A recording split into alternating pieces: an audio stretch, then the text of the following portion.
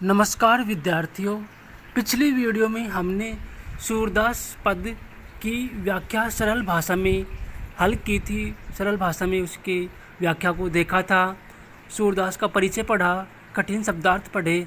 इस वीडियो में हम पढ़ने वाले हैं सूरदास के पद क्षितिज भाग 2 के कक्षा 10 के अध्याय 1 के MCQ यानी कि मल्टी चॉइस क्वेश्चन देखने वाले हैं। वीडियो बहुत ही रुचिकर होने वाला है, तो बिना स्किप किए वीडियो को पूरा देखिए। और चैनल ने को अभी तक सब्सक्राइब नहीं किया तो प्लीज़ चैनल को सब्सक्राइब कर लीजिए, बेल आइकन को भी ऑन कर लीजिए। पहला प्रश्न है, सूरदास का जन्म कब हुआ था? उत्तर होगा 1478 ईस्वी में सूरदास का जन्म दिल्ली के निकट सीही गांव में हुआ था। दूसरी मान्यता के अनुसार उनका जन्म रुणकता नामक गांव में हुआ था। सूरदास बचपन से ही अंधे थे। प्रश्न 2 देखिए कुछ इस प्रकार से, सूरदास के गुरु का नाम क्या था?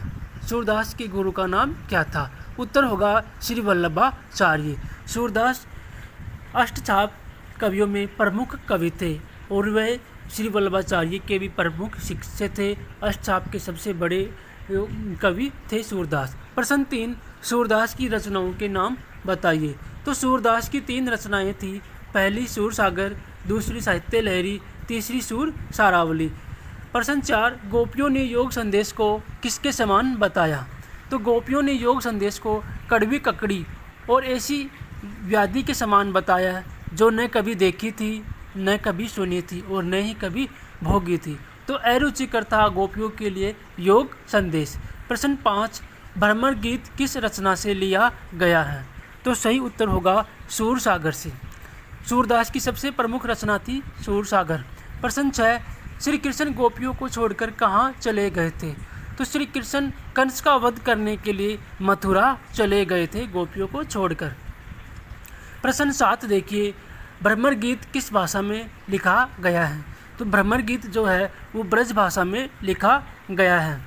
इसके लेखक हैं सूरदास। प्रश्न 8, गोपियों के पास योग संदेश लेकर कौन आया था? तो श्री कृष्ण का योग संदेश लेकर उद्धव गोपियों के पास आए थे।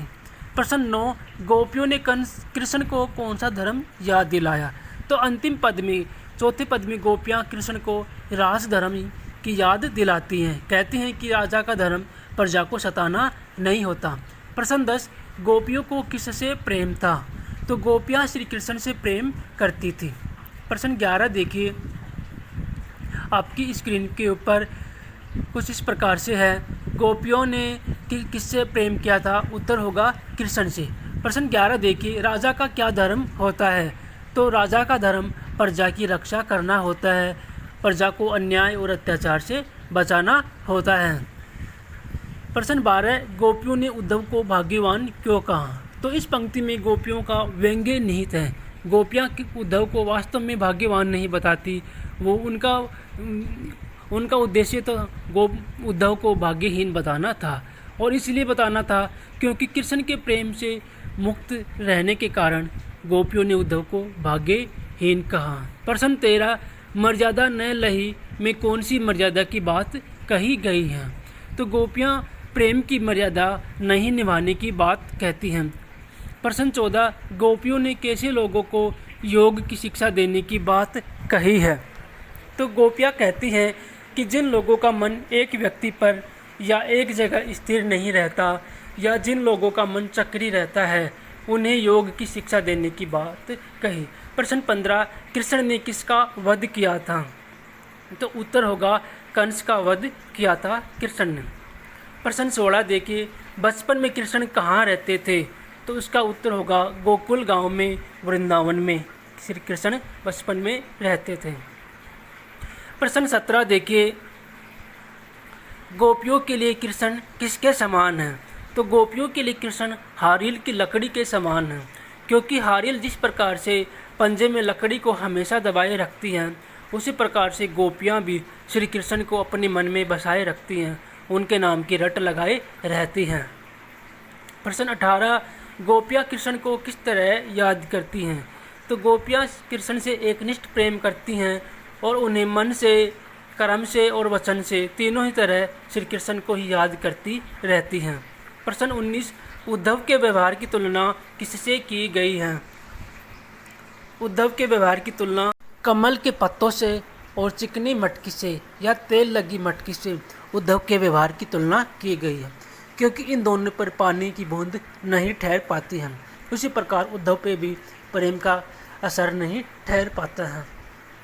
प्रश्न संख्या 20 देखिए, गोपियाँ कृष्ण से कैसा प्रेम करती हैं? तो पहले ही बताया गया कि गोपियाँ श्री कृष्ण से एकनिष्ठ प्रेम करती हैं। एकनिष्ठ प्रेम वह होता है कि हम जिससे प्रेम करते हैं उसके अलावा कोई भी वस्तु हमें अच्छी नहीं लगे, कि कहीं भी हमारा ध्यान नहीं जाए, एक ही वस्तु पे हमारा मन लगा रहे, उसे एकनिष्ठ प्रेम कहते हैं।